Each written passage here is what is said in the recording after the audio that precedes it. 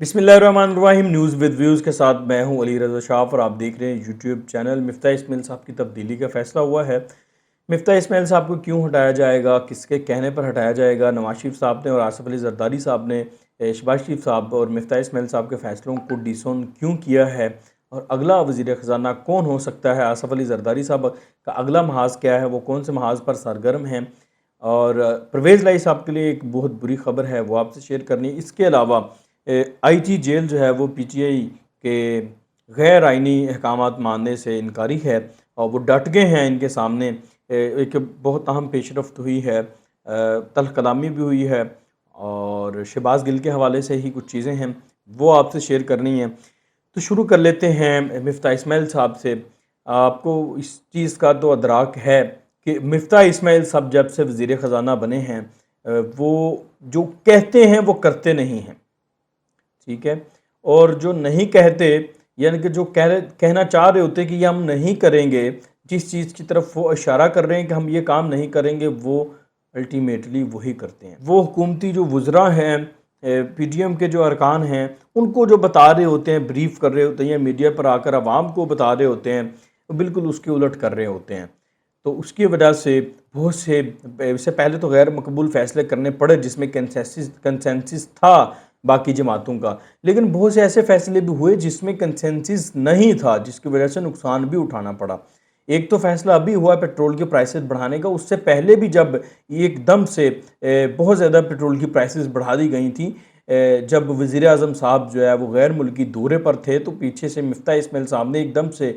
Prices بڑھا دی تھی۔ تو اس وقت ایک خبر پتہ چلی تھی، ہمارے ذرائع جو کہتے ہیں کہ میاں نواز شریف صاحب کو بھی اس خبر کا نہیں پتہ تھا، شہباز شریف صاحب کو بھی اس بات کا نہیں علم تھا کہ اتنا زیادہ جو ہے وہ ایک دم سے ریز کی جائیں گی پرائسز۔ تو اس وقت بھی کافی زیادہ دھچکا لگا تھا بہت سے لوگوں کو، پی ملن کے لوگوں کو دھچکا لگا تھا کہ یہ کیا ہو رہا ہے۔ تو اسی ایک پرسیپشن بھی اسی حوالے سے پائی جاتی ہے انسائیڈ مسلم لیگ نون، کہ مفتاح اسماعیل صاحب جو ہیں وہ ہماری کارکردگی کو متاثر کر رہے ہیں، مفتاح اسماعیل صاحب کی وجہ سے ہمیں بہت زیادہ نقصان ہو رہا ہے۔ مفتاح اسماعیل صاحب کے بارے میں یہ پرسیپشن بھی پائی جاتی ہے کہ وہ شاید کسی اور کے کہنے پر مطلب چیزوں کو کر رہے ہیں، ان کو خود نہیں پتہ ہوتا جو چیزیں ہونی ہوتی ہیں۔ یعنی کہ وہ کل رات کو ٹی وی ٹاک شوز میں بیٹھ کر یہ بات کر رہے تھے کہ پیٹرول کی پرائسز نہیں بڑھائی جائیں گی، اور بلکہ اندیا دے رہے تھے کہ شاید کم کی جائیں گی، لیکن 12 بجے کے قریب پیٹرول کی پرائسز بڑھا دی گئیں۔ تو یہاں سے مطلب یہ بھی ایک پرسیپشن جو ہے وہ بلڈ ہوتی ہے کہ مفتاح اسماعیل صاحب کو خود پتہ نہیں ہوتا کہ کون سا فیصلہ ہو جانا ہے۔ مطلب یہ تاثر بھی پایا جاتا ہے ان کے بارے میں، پارٹی کے اندر بہت سے لوگ یہ سمجھتے ہیں کہ وہ کسی اور کے اشاروں پر چلتے ہیں، جس سے کہ ہمیں نقصان ہو رہا ہے، ہمیں نقصان پہنچایا جا رہا ہے۔ مفتاح اسماعیل صاحب بحرانوں کا باعث بنتے ہیں، وہ دانستہ بہت سی چیزیں کر رہے ہیں، یعنی کہ اس طرح کی بہت زیادہ پرسیپشن ان کے بارے میں پائی جاتی ہے۔ یہی وجہ تھی کہ ڈاکٹر صاحب کی واپسی کا فیصلہ بہت پہلے کر لیا گیا تھا، لیکن ان کی واپسی رک گئی کچھ معاملات کی وجہ سے۔ پنجاب میں الیکشن ہار گئے، پھر ان کا ایک کیس تھا، وہ سپریم کورٹ میں جو نظر ثانی اپیل ان کی پڑی ہے اس کے فیصلے تک وہ رک گئے، کیونکہ وہ نہیں چاہتے کہ آ کے اگر وہ کیسز میں الجھ گئے تو پھر وہ اکانومی پر کام نہیں کر سکیں گے۔ تو یہی وجہ ہے کہ وہ چاہتے ہیں کہ اپنے کیسز کو پہلے نپٹا لیں، پھر وہ واپس آ جائیں، کچھ اس طرح کی باتیں ہیں۔ تو مفتاح اسماعیل صاحب کا ایک تو میں نے پرسیپشن پارٹی کے حوالے سے اور ان کی کارکردگی کے حوالے سے آپ کو بتائی، ایک پرسیپشن اب باقی جو پی ڈی ایم کی جماعتیں ان میں بھی پائی جاتی ہے۔ وہ سمجھتے ہیں کہ مفتاح اسماعیل صاحب ہمیں اعتماد میں نہیں لیتے۔ آج یہی وجہ ہے کہ پہلے تو میاں نواز شریف صاحب نے ڈسون کیا مفتاح اسماعیل صاحب کی اس فیصلے کو، پیٹرول کی پرائسز بڑھانے والے کو۔ مریم نواز صاحبہ نے ڈسون کیا، انہوں نے کہا جی ہم اس فیصلے کے ساتھ نہیں کھڑے۔ پھر آصف علی زرداری صاحب نے ابھی جو ہے وہ بات کی ہے کہ ہمیں تشویش ہے، ہم سے جو ہے وہ یہ مشورہ کرنا چاہیے تھا، ہم بھی حکومت کا حصہ ہیں، ہم حکومتی اتحاد کا حصہ ہیں، تو ہم سے مشورہ کیا جانا چاہیے تھا۔ زرداری صاحب نے یہ بات کر کے بہت سی چیزیں جو ہیں وہ واضح کی ہیں کہ کچھ چیزوں پر ان سے مشاورت نہیں کیجیے، یا پھر انہوں نے یہ تاثر دینے کی کوشش کی ہے پبلک میں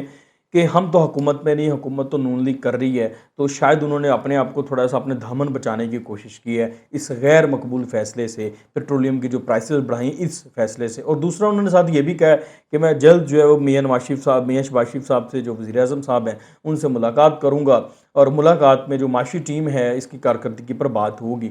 تو یہاں سے تو کچھ جیسچر یہ مل رہا ہے کہ آصف علی زرداری صاحب اندیا دے رہے ہیں کہ معاشی ٹیم کو تبدیل کیا جا سکتا ہے۔ نہ صرف مفتاح اسماعیل صاحب کی چھٹی ہونے والی ہے، بلکہ مفتاح اسماعیل صاحب کے ساتھ باقی جو نیچے معاشی ٹیم کام کر رہی ہے ان کو بھی تبدیل کیا جا سکتا ہے۔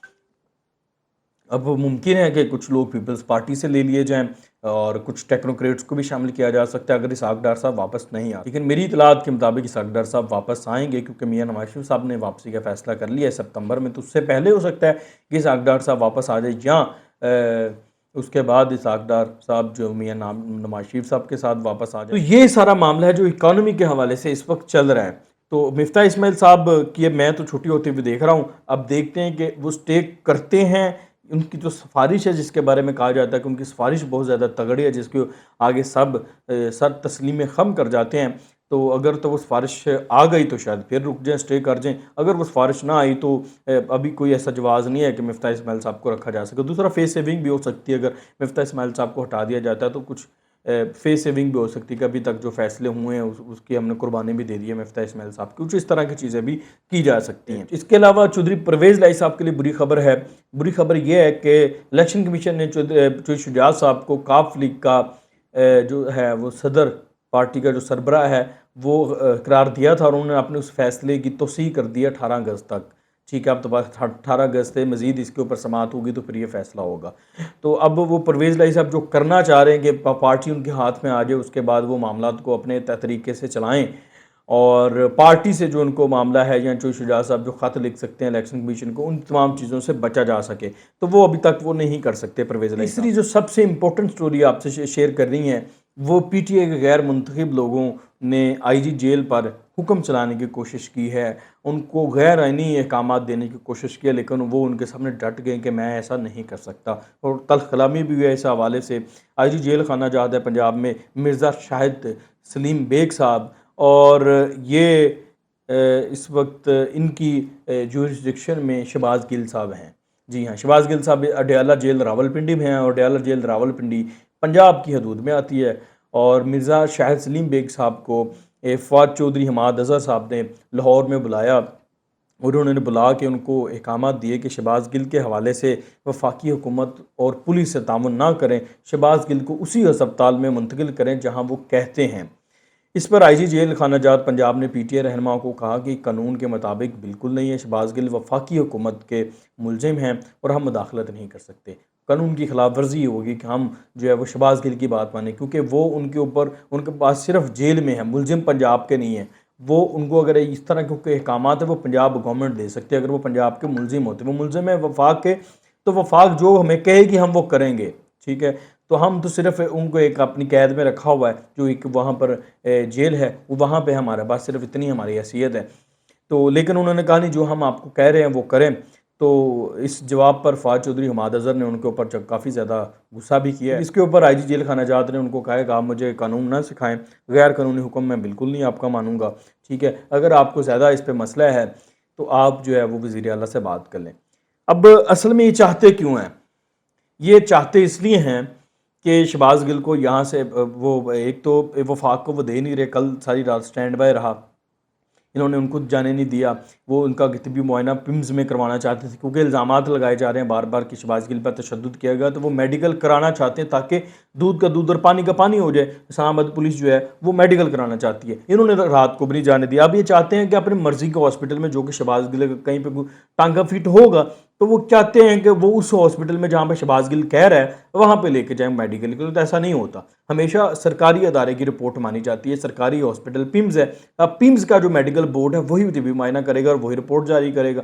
تو اب یہ چاہتے ہیں کہ وہ جو جہاں پر شہباز گل چاہتا ہے وہاں ایسا تو ہوتا نہیں، ملزم کی کہاں مانی جاتی ہے، ٹھیک ہے، ملزم کی فرمائشوں پر تو نہیں کچھ بھی ہوتا، تو یہ ساری کہانی ہے۔ تو